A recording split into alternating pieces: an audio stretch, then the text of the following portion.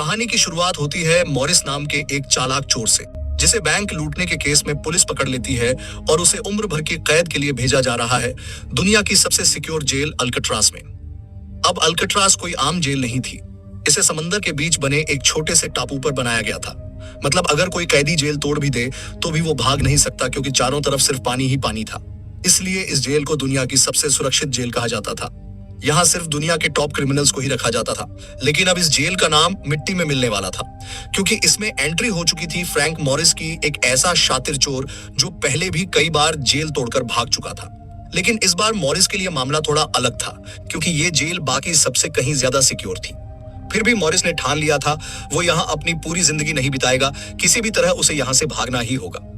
Jail में enter होते ही guard उसकी पूरी बॉडी की चेकिंग करता है और उसे एक सेल में बंद कर देता है। गार्ड मुस्कुराकर कहता है, वेलकम टू अल्काट्राज। और यहीं से असली कहानी शुरू होती है। अचानक एक बेल बजती है और सारे सेल्स के गेट अपने आप खुल जाते हैं। अफसर कैदियों को बाहर बुलाते हैं। यहाँ का डिसिप्लिन बहुत सख्त है। हर कैदी को साफ सफाई रखनी होती है और टाइम पर सेल में वापस जाना होता है। सब एक जैसे यूनिफॉर्म में लाइन लगाकर ब्रेकफास्ट करने पहुंचते हैं। मॉरिस के सामने बैठा होता है लिटमस नाम का एक कैदी।